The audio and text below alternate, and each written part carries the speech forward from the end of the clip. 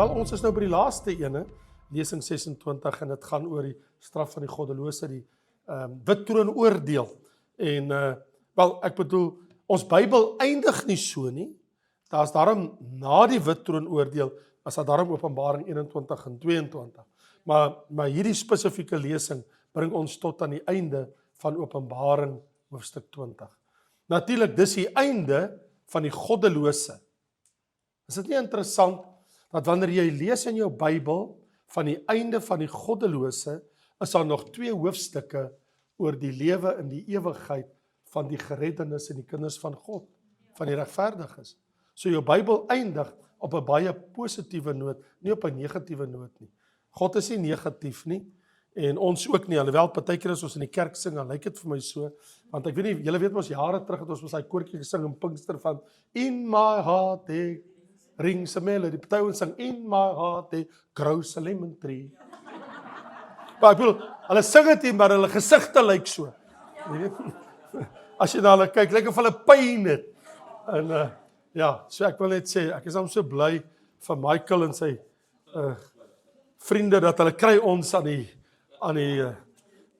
there rings a melody, and not grows a lemon tree. So, kom ons lees saam, as jy jou Bybel het. Dis nou ook ons laaste, en dankie vir julle almal wat so getrou was deur die hele reeks. So kom ons lees saam Openbaring 20 vanaf vers 11 tot 15. En ek het 'n groot wit troon gesien en hom wat daarop sit, voor wie se aangesig die aarde en die hemel weggevlug het, en daar is geen plek vir hulle gevind nie. En ek het die dode klein en groot voor God sien staan, en die boeke is geopen, en 'n ander boek is geopen, en die dode is geoordeel na wat in die boeke geskryf is, volgens hulle werke. En die see die dode gegee wat daarin was, en die dood en die doodryk het, en die dode het gegee wat daarin was, en hulle is geoordeel, elkeen volgens sy werke. En die dood en die doodryk is in die poel van vuur gewerp, dit is die tweede dood. En as dit bevind is dat iemand nie opgeskryf was in die boek van die lewe nie, is hy in die poel van vuur gewerp.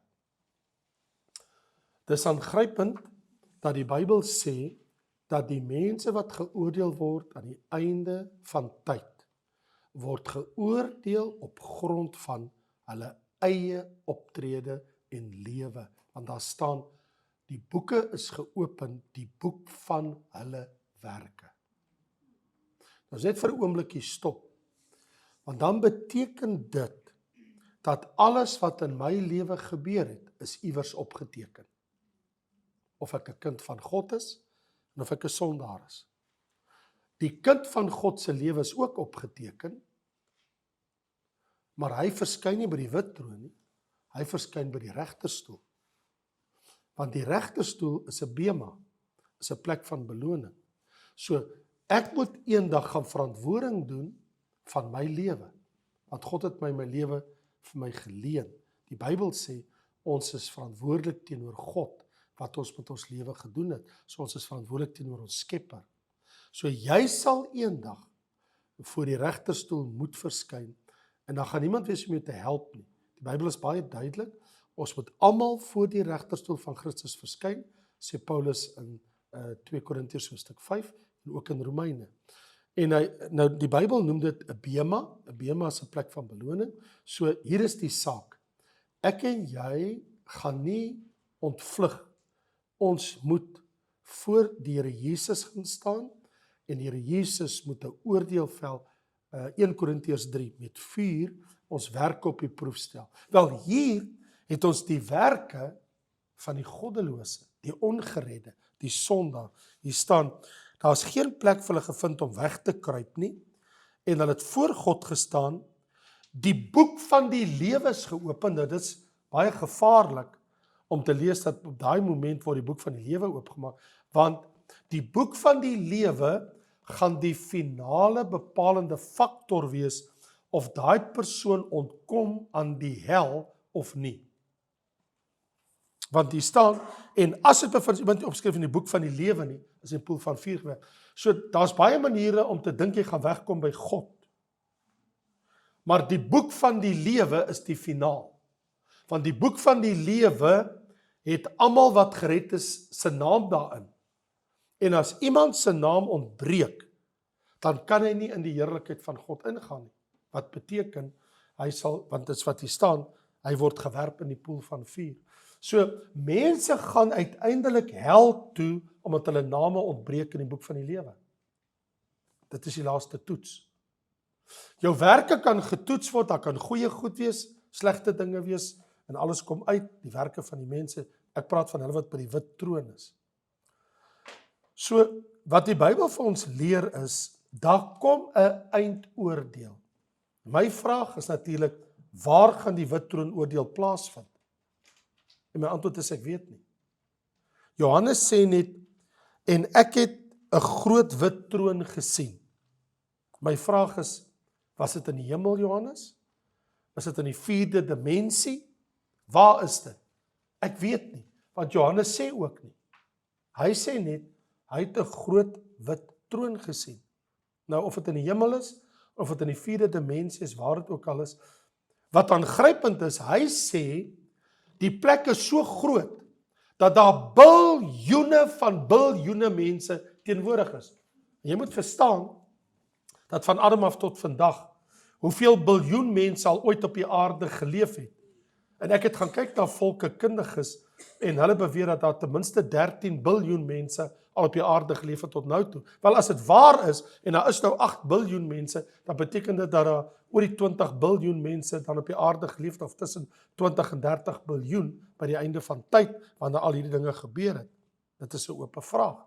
Maar ek bedoel die feit dat dat Jesus ook sê dat die wat gered word is die minderheid, beteken dat daar biljoene mense voor die troon gaan vergader.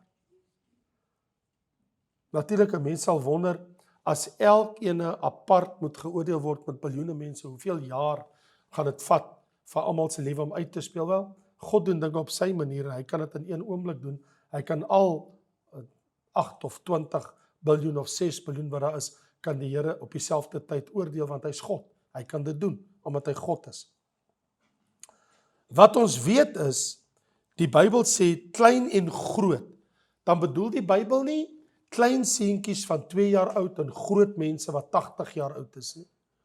Want die Bybel, oral in boek Openbaring, waar hy praat van klein en groot, en hy praat van jonk en oud, of hy praat van rykes en armes en grootes en kleintjies, het dit te doen met mense se stand in die lewe. Dit maak nie saak wie en wat jy is, en van watter nasionaliteit jy is, en wat jou nering in die lewe was, wat se werk jy gedoen het. Maak nie saak wie en wat jy is nie. Al wat jy eintlik maar net staan is, alle mense wat ooit geleef het, wat verlore is nou daar. By daai plek. Die wit troon. En die doel daarvan is, daar moet 'n oordeel gevel word, want daar's 'n toets. Die toets is, daar's 'n boek. En die toets is jou naam in die boek? Dis die toets. En as dit bevind word dat die persoon wat by hierdie troon staan, se naam nie daar is nie, so iemand sal moet 'n uitspraak maak. Wel, ek lees in Openbaring 22 en Openbaring 21, dat daar is 12 poorte by die Nuwe Jerusalem met 12 engele, en hulle het by al die poorte die boek van die lewe, so hulle het om 12, daar's 12 kopieë van die boek van die lewe, by die poorte van die stad, want die Bybel sê, hulle het 'n boek van die lewe, net die wie se name is, het toegang tot die stad.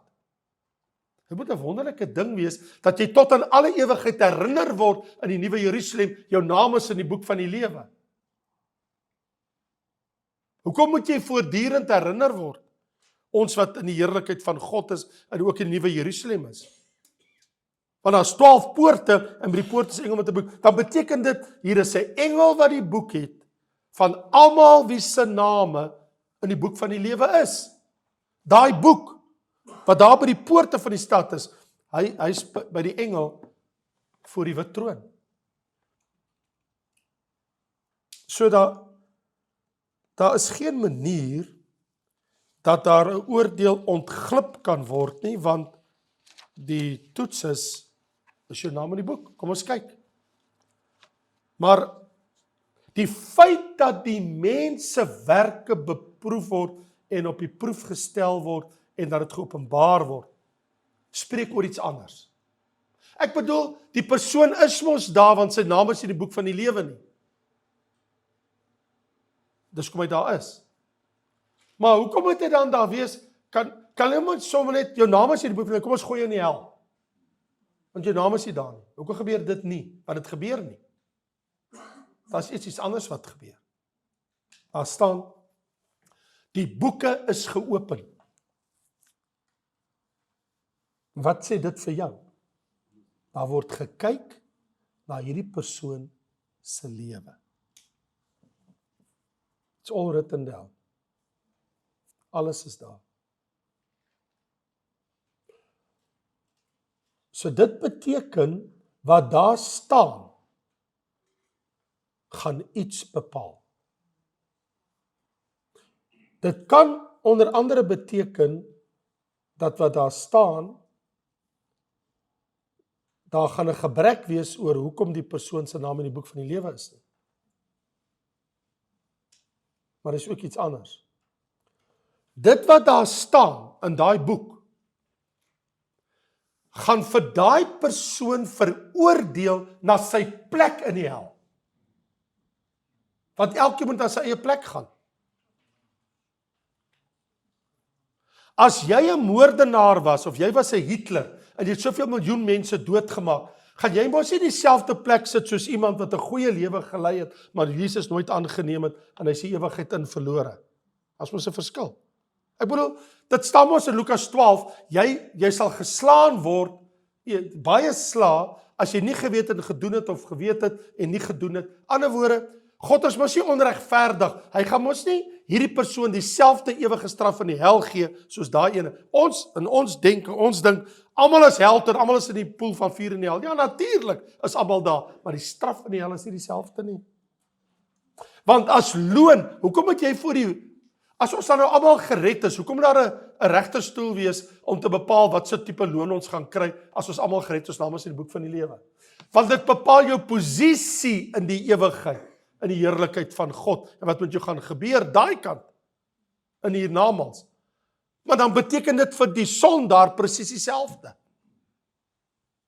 So, sy lewe het 'n impak. Dis 'n verskriklike impak, wat vir daai persoon wag. So Jesus sê, wie my verwerp, Johannes 12, en my woord nie aanneem, het een wat hom oordeel. En weet jy wat sê Jesus? Weet jy wat sal hom oordeel? Die woord wat ek tot julle gespreek het, sal hom oordeel in die laaste dag. So ek wil vir jou iets sê. Jy weet wat die waarheid is, jy weet wat God se woord is, op die einde van die dag, dit gaan alles teen jou tel, en teen my tel, as my naam nie in die boek van die lewe is nie. En ons weet natuurlik, dat daar is gevolge, om by die wit troon te wees, want een van die gevolge van die wit troon oordeel, hoekom sê Jesus in Matteus 11, vers 20, dit sal vir Sodom en Gomorra verdraagliker wees in die oordeelsdag, as vir julle. I want you to think about something. Hoor dit sê ek vir jou. Hoekom sê Jesus vir Kapernaum, Chorazin en Bethsaida? Julle gaan by die oordeelsdag moet verantwoording doen vir wat hier gebeur, sê Jesus vir daai 3 stede. Hy sê, en daar wag vir julle 'n groter oordeel, want daai mense wat in Sodom en Gomorra was, sy oordeel sal makliker wees as julle oordeel. Why? Hierdie mense hoer en remoer nie, en is prostituie en homoseksualiteit wat bedryf word, so Sodom en Gomorra, daai homoseksuele stede. Hoekom kan Jesus vir net Jode sê, julle oordeel is groter as daai mense sin? Ek bedoel, daai mense het verbrand, met vuur uit die hemel uit. Dis 'n groot straf. Let me tell you, hulle het maar min van God geweet. Maar julle het my gesien, julle het my woord gekry, julle het al die wonderwerke gesien, julle sien alles wat ek doen, en julle is horende, doof, siende, blind, julle sal 'n groter straf kry as daai mense. Wow. Besef jy, dat mense in die Nuwe Testament gaan 'n baie groter oordeel kry, as mense in die Ou Testament, as dit by die hel kom. Want Jesus het dit gesê, Sodom en Gomorra Dit gaan verdraagliker wees. Julle straf gaan nog groter wees as hulle sin. So, die effek hiervan is geweldig. Maar dan beteken dit, om jou rug op Jesus te draai, en jou horende doof te hou, dis 'n vreeslike ding. Wat is die verskil tussen die regterstoel en die wit troon? Die regterstoel is vir kinders van die Here. Die wit troon is vir sondaars. Dis vir mense wat verlore is. En so die doel van die wit troon oordeel is tog baie duidelik, want die doel is, daar moet ons bepaal word, waar gaan hulle heen? Waar moet hulle die ewigheid deurbring? Dit is hoekom daai oordeel daar is. En natuurlik, die boeke word almal oopgemaak, en die Bybel is ook baie duidelik oor die boeke wat oopgemaak word. Ek bedoel, van die boek Eksodus, weet jy dat in jou Bybel, van Eksodus hoofstuk 32, die tweede boek in jou Bybel, tot die heel laaste boek in jou Bybel, lees jy van die boek van die lewe. Van die begin van jou Bybel af. In Eksodus 32 sê Moses, ag Here, delg my maar uit die boek uit. Die Here sê Moses, ek sal uitdelg wie ek wil uitdelg, want hy sê Here, maar moenie hierdie volk het aan hulle doen nie, doen dit maar eerder aan my. Die Here sê Moses, ek sal dit doen aan wie ek wil. Hier is die storie. So van die tweede boek in die Bybel tot die laaste boek, die 66ste boek. Van die tweede tot die 66ste boek, praat jou Bybel van die boek van die lewe. Dis iets wat ek en jy nooit moet vergeet nie. En dis miskien iets wat jy nog nooit gebid het nie, dat jy vandag sal bid en vir die Here sal sê, Here, in die naam van Jesus, dat my naam in die boek van die lewe sal wees. Wat moet ek doen, dat my naam in daai boek kan wees, as dit nog nie daar is nie. Maar ek bedoel, as ek jy is, ek sal nie eens gaan slaap, as ek nie weet of my naam in die boek van die lewe is, ek weet nie of my oë aan die ander kant sal oopmaak. Maar ek bedoel, om toegang tot die Godstad te hê in die hemel, moet jou naam tog baie duidelik in die boek van die lewe wees. As dit nie daar is nie, dan weet ek en jy wat dit gaan wees. So hier is die ding. Wat is die aard van daai oordeel? Wel, die aard van die oordeel is, dat die boeke sal oopgemaak word en die werke van die mense gaan op die proef gestel word. Daar's mos nou, die Bybel is mos nou baie duidelik oor wat dit gebeur, wanneer ons lees, die boek van die lewe is geopen en die boek is geopen, elkeen wat voor die troon staan. So, hier is die eintlike ding. Hoekom is daar 'n wit troon oordeel? Want God is regverdig. En hy gaan jou regverdig behandel. Of jy nou sy kind is, en of jy 'n sondaar is. God gaan nie, omdat jy 'n sondaar is, jou anders te behandel nie.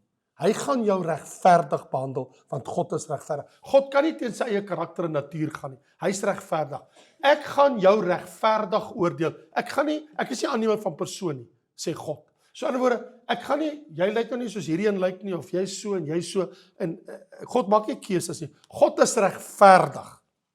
En as ek jou oordeel, gaan ek jou regverdig oordeel. So wat doen ons as ons oordeel?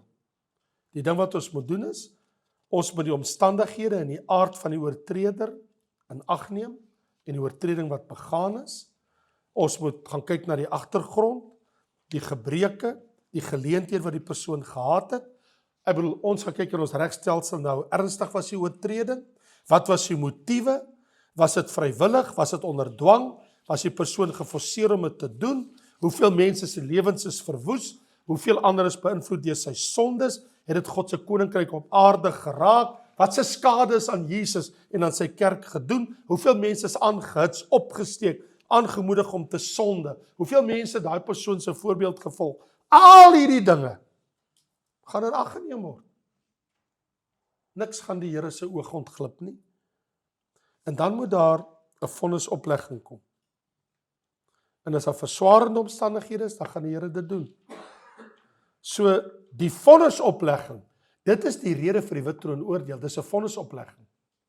Dis een ding om in die hel gegooi te word, maar nou gaan die Here vir jou presies uitspel, hoekom jy vir ewig in die hel gaan wees waar jy heen gaan. Daar's by jou geen illusie nie. En dan gaan jy soontoe.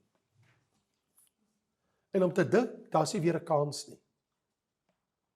Dit is, die mees verskriklikste ding is, ek het nou die dag weer, iemand vra vir oor 'n near-death experience net, ag wil pastoor nie net vir ons iets daaroor vertel, want ek het baie navorsing in my lewe daaroor gedoen, en my eie ervarings wat ek mos al gehad het, maar Ek het nou die dag weer gelees oor iemand, dit het my so aangegryp, dis 'n vrou, wat, wel, het was nie 'n near-death experience, sy het 'n death experience gehad, en sy is na die doderyk toe, en in die verskrikking van die doderyk, en in die vlamme van die doderyk en alles, en sy vertel, dat terwyl sy daar in die doderyk was, toe sê sy, dis nogal interessant, Jesus kan in die doderyk verskyn wanneer hy wil, aan wie hy wil, of hy wil openbaar aan mense of nie. In ander woorde, hy kan in die doderyk gaan stap en niemand sien hom daar rondloop nie. Onsigbaar. Of hy kan daar ingaan en hom openbaar aan wie hom wil openbaar. Na willekeur. En so, hy verskyn aan haar in die doderyk, in haar plek. En sy huil verskriklik, en sy smeek hom verskriklik, en sy vra hom so om vergifnis, en sy pleit by hom. En jy weet mos maar hoe dit gaan, en dis mos tog, jy sal het ook seker maar doen as jy daar was, en hoe jammer sy is, en al die goed. En wat haar verbaas het, was Jesus se woord daarna. En hoe sy hom beloof, as hy haar net 'n kans gee, sy verstaan nou, as hy haar net 'n kans gee, sal sy teruggaan en sy sal 'n ander lewe lei. En sy vertel, Jesus se woord daarna was, en kom nou hierop neer, en hy sê vir haar, ek het jou hele lewe gegee, en jy het nie 1 minuut in jou hele lewe gedraai om na my toe te kom, om my om vergifnis te vra, dat ek jou sondes weg was, om my so saligmaker aan te neem. Hoekom wil jy dit nou doen? Hoekom wil jy dit nou doen? Jy het hoeveel uur, hoeveel minute, hoeveel tyd gehad in jou hele lewe op aarde. Maar nou dat jy hier is, nou vra jy vir 'n minuut om dit te doen. Hoekom het jy dit toegedoen? Sy was stikkend. Ek bedoel, maar wat kan sy sê? Sy moet mos nou maar net erken en bely. En die volgende oomblik, toe word sy wakker op die operasieteater, toe het hulle geskok, toe begin haar hart weer klop, toe sy terug. Dit gebeur in daai tyd, terwyl sy gesterf het op die bed. Ek weet nie of dit 8 of 12 of 15 minute was, wat sy dood was. Nou sê ek net, daar is mense wat sulke dinge beleef, en ek kan dit vir jou vertel.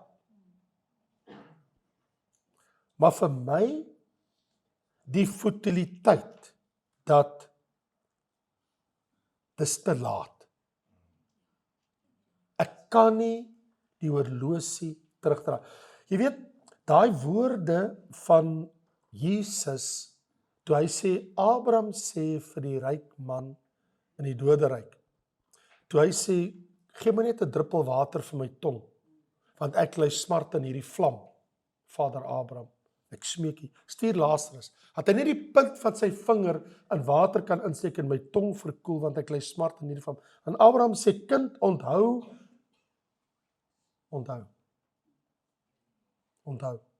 dis daai ding. Kind, onthou dat jy jou goeie dinge in jou lewe ontvang het en Lazarus die slegte. Nou word hy getroos, maar jy ly smarte. En by dit alles is daar tussen ons en julle groot kloof gevestig, sodat die wat die is, nie kan oorgaan na julle en die wat daar is na ons kan kom. Hy sê, maar Vader, ek bid, die stuur hom na my vader se huis. Ek het 5 broers om hulle dringend te waarsku dat hulle nie in hierdie plek van pyniging kom nie. En Abraham sê, hulle het Moses en die profete, hulle het 'n Bybel.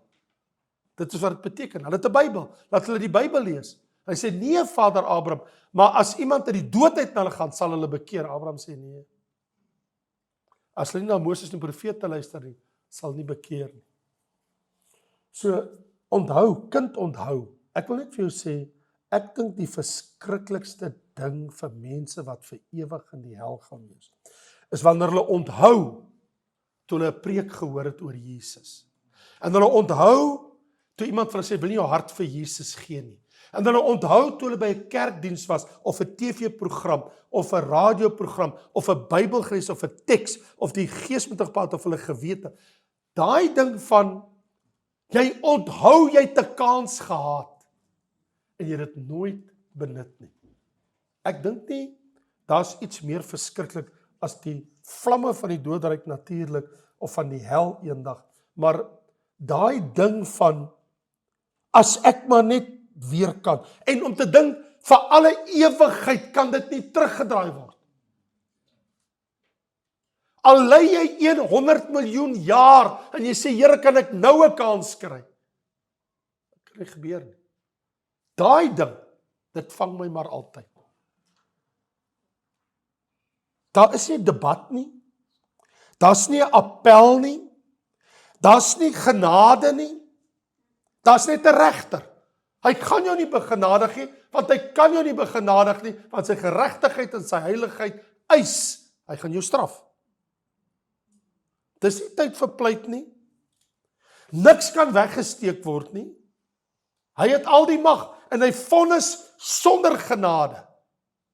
Dis nou grace. Want Jesus sê, ek sal in daardie dag sê, Matteus 25 vers 41, gaan weg van my, julle vervloektes, in die ewige vuur, wat berei is vir die duiwel en sy engele. Woe! Jy wil nie daai woorde hoor nie. Nie in ewigheid nie. Not in all eternity. Dit wil jy nooit hoor. Gaan weg van my, jou vervloekte, in die ewige vuur. Oh!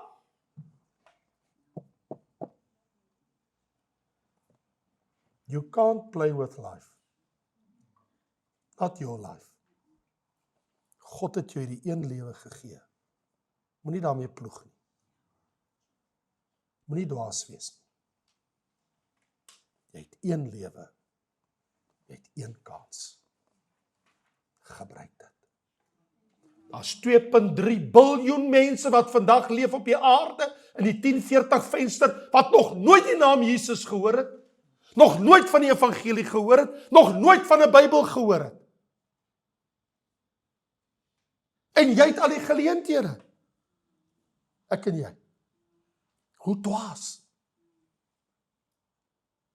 So wat gaan gebeur? Hulle gaan net geoordeel word. Die tyd van hulle oordeel het gekom. Die plek is die wit troon. Die regter gaan sy uitspraak maak. En hulle sal gaan na die tweede dood. Want die Bybel sê, om in die hel gewerp te word, is om in die tweede dood in te gaan. En almal sal weet dat God is waaragtig en regverdig. So, weet jy wat maak die wit troon oordeel so 'n vreeslike plek? Ek sal jou sê, dit is omdat daar is 'n regter, maar daar's nie 'n jury nie. Daar's niemand wat vir jou kan instaan en sê, wel ons dink daar moet versagtende omstandighede wees. Daar's net 'n regter. Daar is 'n vervolging, maar daar's geen verdediging nie. Daar's 'n vonnis en jy kan nie appeleer nie.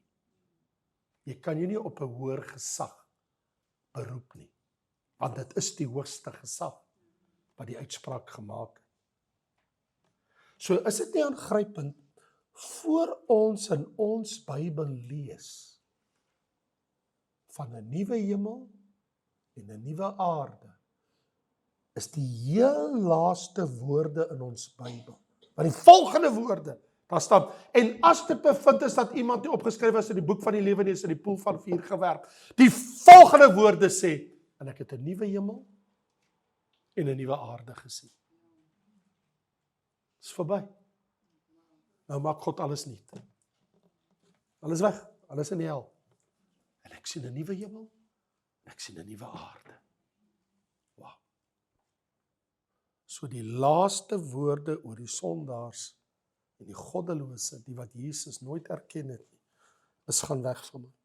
Nou vriende, is baie duidelik, as ek en jy so in die skrif gaan kyk, niemand kan God blameer dat hy onregverdig was en verkeerd opgetree het nie. Ek en jy het hierdie kans. Moet dit nie verspeel nie. Die wit troon oordeel is God se laaste oordeel en uitspraak oor 'n sondaar. En net om seker te maak dat ek en jy nooit ooit in die ewigheid vir 'n oomblik daaroor sal dink om uit step met God te wees, sê Jesaja 66, die laaste vers, nadat vers 22 sê, ek skep 'n nuwe hemel en 'n nuwe aarde, lees hier die verbuisterende woorde, en ek wil hiermee sluit. Daar staan, en soos daar 'n nuwe hemel en 'n nuwe aarde is wat ek maak, gaan ek maak, vers 24, dat mense sal uitgaan om te gaan kyk, en hulle sal die lyke, die liggame van mense sien, wat teen my opgestaan het, want hulle wurm sal nie sterwe, en die vuur sal nie uitgeblus word nie. Hulle sal afgryslik wees vir alle vlees. God sê, ek sal so af en toe vir jou in die ewigheid die gordyn so klein bietjie oopmaak, dat jy net sien, wat doen ek met mense wat teen my opgestaan het. Dit sal jou herinner tot in alle ewigheid, om nooit eers te waag, om uit step met God te wees. Want hy is God. En ons het hom lief, dat hy ons so genadig was, dat hy sy seun vir ons gestuur het. Ons verdien dit nie. Ons verdien die hel. Ons almal verdien die hel, deur ons eie sondes. En om gered te word is maar net Gods genade. Vader, aan die einde van hierdie reeks van 26 wil ons net na u toe kom, en uit ons hart uit wil ons net vir u dankie sê, dat u vir ons u seun bestem het, dat hy ons so lief gehad het, dat hy vir ons aan die kruis gesterf het, en dat hy ons vergewe het, toe ons sondes bely het, en waar ons hom aangeneem het as ons eie persoonlike saligmaker en verlosser, want u woord sê, as jy met jou mond die Here Jesus bely, en met jou hart glo, sal jy gered word, want met die mond bely ons tot redding, en met die hart glo ons tot geregtigheid, want elkeen wat die naam van die Here aanroep, sal gered word. Dankie Here vir genade en vergifnis. Dankie vir die ewige lewe. Dankie dat u ons naam geskryf het in die boek van die lewe, dat u dit verseël het in die boek van die lewe, en dat ons kan sê, there but for the grace of God I go. Dis maar net u genade. Here, word nou verheerlik in en deur ons lewens. Ons bid dit in Jesus naam. Amen.